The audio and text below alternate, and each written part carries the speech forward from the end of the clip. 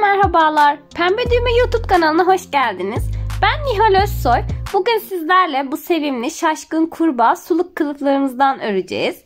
Videomuz başlamadan önce kanalımıza abone olursanız çok mutlu oluruz. Kullandığım malzemeler, ben ip olarak Perrier X Large'ı kullandım. Orta kalınlıkta bir pamuklu iplik tercih ettim. Suluğumuz için ana rengimizden 1,5 yumak yeterli oldu. Siz dilerseniz istediğiniz marka, istediğiniz kalınlıkta pamuklu iplik de kullanabilirsiniz. 2,5 milim yün tığı, 10 milim kilitli göz ve sadece top kısmını doldurmak için boncuk silikon elyaf kullandım. Suluğumuzu yapmaya ilk göz yamamızdan başlıyoruz. Sihirli halka oluşturup içerisine 6 tane sık iğne yapacağız. İpimizi bu şekilde tutuyoruz ve kıvırıyoruz. Çapraz görüntü elde ettik. Onu da baş parmağımızla tutup tığımızı içerisinden geçiriyoruz. Tığımızın üzerine ipimizi alıp halkadan çıkartıyoruz. Tekrar tığımızın üzerinden alıp çıkartıyoruz. Ve böylelikle sihirli halkamızı oluşturmuş olduk. Şimdi içerisine 6 adet sık iğne yapalım. Sihirli halkamızı kapatıp ilmek kaydırma yöntemiyle birleştiriyoruz. Ve böylelikle göz yamamızı tamamlamış olduk. Şimdi biraz uzun ip bırakıp kesiyoruz. Ve aynı göz yamamızdan bir tane daha yapalım.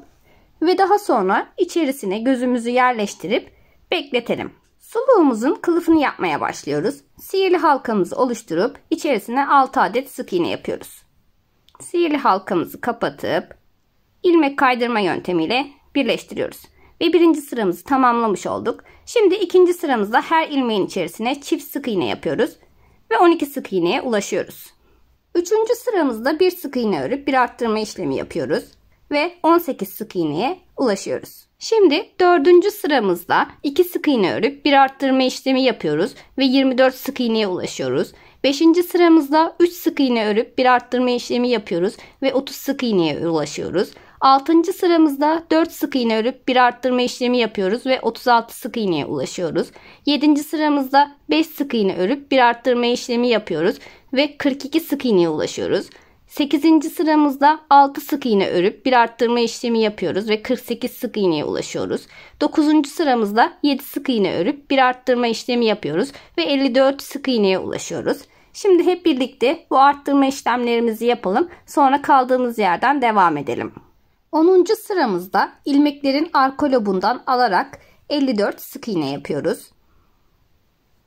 11. ve 18. sıralar dahil olmak üzere 8 sıra boyunca 54 sık iğne örüyoruz. Şimdi 18. sıramızın sonunda renk değişikliği yapacağız.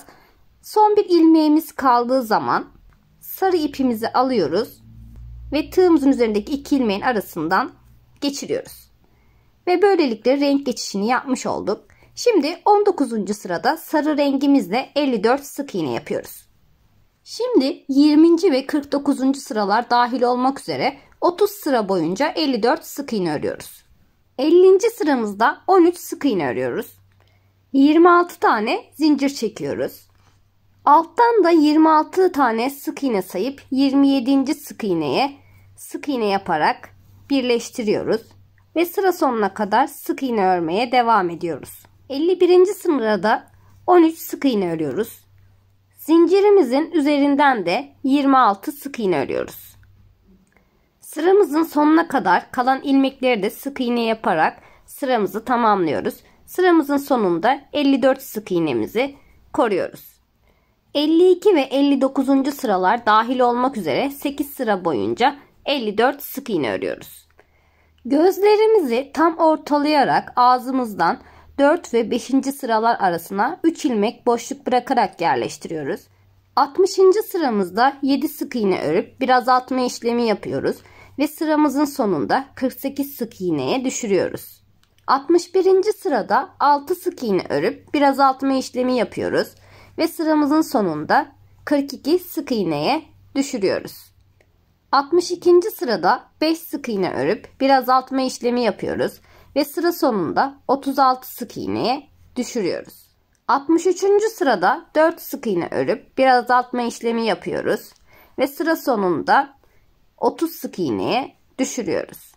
64. sırada 3 sık iğne örüp bir azaltma işlemi yapıyoruz ve sıra sonunda 24 sık iğneye düşürüyoruz. 65. sırada 2 sık iğne örüp bir azaltma işlemi yapıyoruz ve sıra sonunda 18 sık iğneye düşürüyoruz. 66. sırada 1 sık iğne örüp bir azaltma işlemi yapıyoruz ve sıra sonunda 12 sık iğneye düşürüyoruz. 67. sırada 6 adet azaltma yapıyoruz. 6 azaltmamızı yaptık. Şimdi ilmek kaydırma yöntemiyle ipimizi çıkartıp biraz uzun bırakıp kesiyoruz. Daha sonra bu kalan ilmeklerimizi ipimizi iğneyi geçirip kalan ilmekleri toplayarak kapatıyoruz. Şimdi ağzımızı yapacağız. Ağzımızın çevresini dolanarak sık iğne yapacağız. Ve toplamda 54 sık iğnemiz olacak. Mor ipimi alıyorum. Ve daha sonra ağzımızın herhangi bir noktasından batırıyorum ve sık iğne yapmaya başlıyorum. Toplamda 4 sıra boyunca 54 sık iğne öreceğiz. 4 sıra boyunca 54 sık iğnemizi ördük. Şimdi ilmek kaydırma yöntemiyle ipimizi çıkartıp kesiyoruz. Ve böylelikle ağzımızı da tamamlamış olduk. Hemen ağzımızın her iki yanından da iç kısımlardan tutturalım. Şimdi kolumuzu yapacağız. Sihirli halkamızı oluşturup içerisine 6 adet sık iğne yapıyoruz. Sihirli halkamızı kapatıp ilmek kaydırma yöntemiyle birleştiriyoruz. Ve birinci sıramızı tamamladık. İkinci sıramızda her ilmeğin içerisine çift sık iğne yapıyoruz ve 12 sık iğneye ulaşıyoruz. 3. ve 18. sıralar dahil olmak üzere 16 sıra boyunca 12 sık iğne örüyoruz. Şimdi kolumuzu ikiye katlıyoruz ve tığımızla karşılıklı alarak sık iğne yaparak kapatıyoruz. Ve dikiş için uzun bir ip bırakıp kesiyoruz. Aynı kolumuzdan bir adet daha örelim. Şimdi kafamızın üzerindeki topumuzu yapacağız. Sihirli halkamızı oluşturup içerisine 6 adet sık iğne yapıyoruz. Sihirli halkamızı kapatıp ilmek kaydırma yöntemiyle birleştiriyoruz. Şimdi ikinci sıramızda her ilmeğe çift sık iğne yapıyoruz. Üçüncü sıramızda bir sık iğne örüp bir arttırma işlemi yapıyoruz ve sıra sonunda 18 sık iğneye ulaşıyoruz. 4. ve 6. sıralar dahil olmak üzere 3 sıra boyunca 18 sık iğne örüyoruz. 7. sıramızda bir sık iğne örüp bir azaltma işlemi yapıyoruz ve sıra sonunda 12 sık iğneye düşürmüş oluyoruz. 8. sıramızda 6 azaltma yapıyoruz ve artık içerisini boncuk silikon elyafla doldurabiliriz. Yanındaki ilmeğe ilmek kaydırma işlemi yapıp daha sonra 6 adet zincir çekiyoruz. Ve daha sonra dikiş için uzun bir ip bırakıp kesiyoruz. Şimdi suluğumuzun askısını yapacağız. Bunun için 4 tane zincir çekiyoruz. 4 zincirimizi çektik. Geri dönüyoruz ve ikinci ilmekten itibaren tekli trabzanımızı yapacağız. Tığımızın üzerine ipimizi aldık ve ilmeğimize battık. Daha sonra tekrardan ipimizi alıp ilmekten çıkartıyoruz. Ve tığımızın üzerinde 3 tane ilmek olmuş oldu. Onu da tek seferde çıkarak tekli trabzanımızı yapmış oluyoruz. Şimdi 3 tane tekli trabzanımızı yapalım. Daha sonra diğer sıramıza geçerken bir zincir çekiyoruz ve geri dönüyoruz. İkinci ilmekten itibaren 3 tane tekli trabzan yapıyoruz. Ve bu şekilde istediğiniz uzunluğa kadar tekli trabzanlarınızı yapıp askınızı oluşturabilirsiniz. Ben 76 santim boyuna gelesiye kadar askımın uzunluğunu yaptım. İpimizi hemen tam ortadan sabitleyip dikiyoruz. Kollarımızı ağzımızdan 4 sıra aşağıya yerleştirip dikiyoruz. Kordonumuzu yani askımızı ise 3 sıra aşağıya yerleştirip dikiyoruz. Diğer kolumuzu da aynı hizasına yerleştirip dikiyoruz. Böylelikle şaşkın kurbağa suluk kılıfımızı da tamamlamış olduk. Benimle birlikte buraya kadar severek gördüyseniz beğeni tuşuna basmayı unutmayın. Ayrıca sorularınız olursa yorumlar kısmına da yazarsanız size geri dönüş sağlayacağız. Tekrar yeni bir videoda görüşmek üzere. Hoşça kalın.